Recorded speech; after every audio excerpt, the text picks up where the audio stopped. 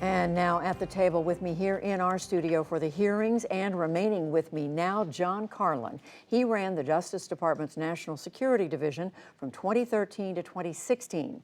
Before that, he served as Chief of Staff to then FBI Director Robert Mueller. And Mary McCord, she was acting head of the National Security Division in 2016 and 17. She is mentioned in Mueller's report as part of the team that went to the White House to voice warnings about former National Security Advisor Michael Flynn. They have both worked at Justice in both Democratic and Republican administrations. Hello to both of you. We've been together all day long, but let's try to sum it all up. John Carlin, what for you is the main takeaway? We heard Robert Mueller saying at several points today, it's not normal for a prosecutor to be testifying before Congress. That's right, and you saw different agendas. I think you saw the Democrats trying to use this moment to make the American people more aware of certain parts of the report and use it as theater in that regard. You saw the Republicans, by and large, especially in the early morning, try to attack the credibility of Mr. Mueller and his team. And you saw Mueller with his agenda. And his agenda, I think, was, number one, to stick with the Department of Justice guidance in this unusual situation for a prosecutor and stick to the four corners of the report. Number two, to defend his team and come across credibly and not give either side a soundbite, which I think he did as well. And number three, you saw him try to raise the alarm bell about Russian interference. And those rare moments where he was moved off script and beyond the four corners of the report were all around sounding that alarm bell on Russian interference, expressing displeasure and disbelief that the president, along with others, were welcoming foreign interference and pushing back on attacks on his team. And definitely pushing back on attacks. We heard some of that in the sound bite that we played earlier. Mary McCord, he did try to stick, as John said, within, as we said, the four corners of the report. But there were these interesting exchanges where he raised his voice in saying the president wasn't completely credible in his answers.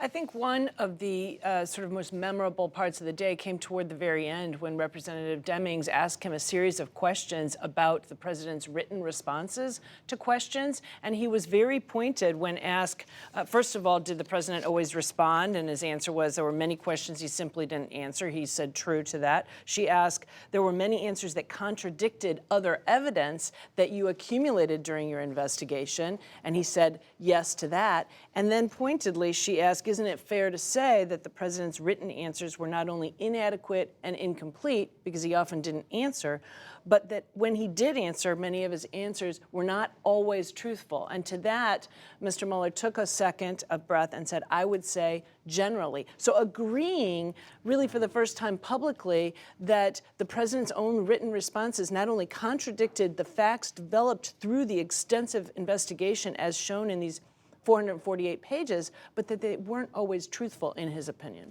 And John, does that conform, do you think, to what Robert Mueller wanted to do when he came before the members of Congress today?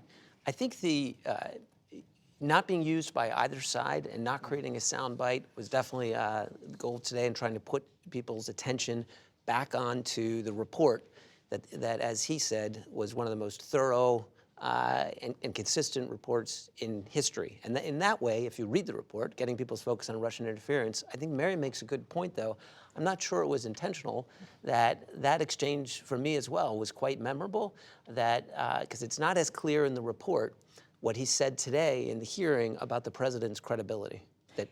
Mary, something else that you and I were discussing before we went on the air again tonight has to do with what Robert Mueller's mission was and whether he did or did not find President Trump guilty of a crime.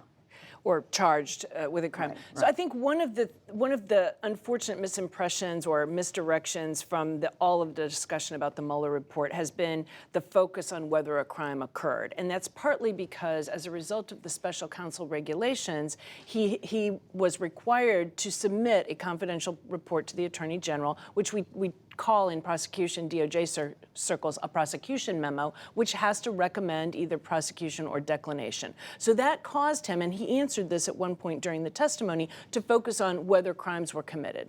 But his actual appointment only had sort of as an afterthought the fact that he could pursue criminal charges if appropriate. The actual mandate was to see if there were any links or coordination between members of the Trump campaign and the Russian government. And certainly Part 1 shows all kinds of links. And I think these didn't get to the point of a chargeable offense, but what the Americans should be very concerned about is, again, and I think Representative Schiff went through this very nicely in his very first set of questions. You know, Russia made outreach to the campaign. The campaign welcomed that outreach. Right.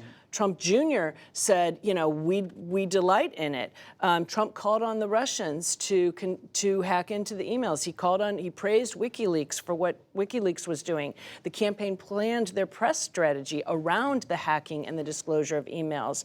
And that then, apart from helping Trump win, people in his orbit, in his campaign, also had a financial motive, including himself, Manafort, Flynn, Trump, and that when investigated, they lied about it. So, you know, that might not equal conspiracy under the law for a prosecution, but it's a whole lot of links. It's a whole lot of unethical and un-American and undemocratic behavior. And thank you for correcting me. I was referring to not finding him guilty, but charging him one way or another, which was within the purview of what he was doing.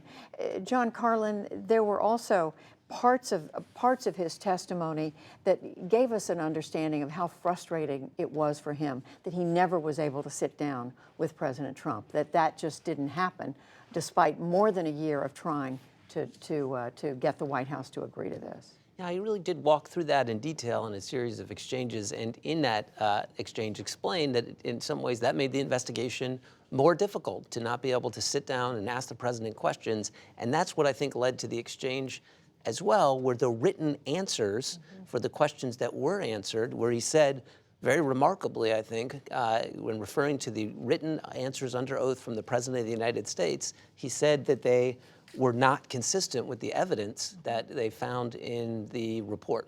Yeah.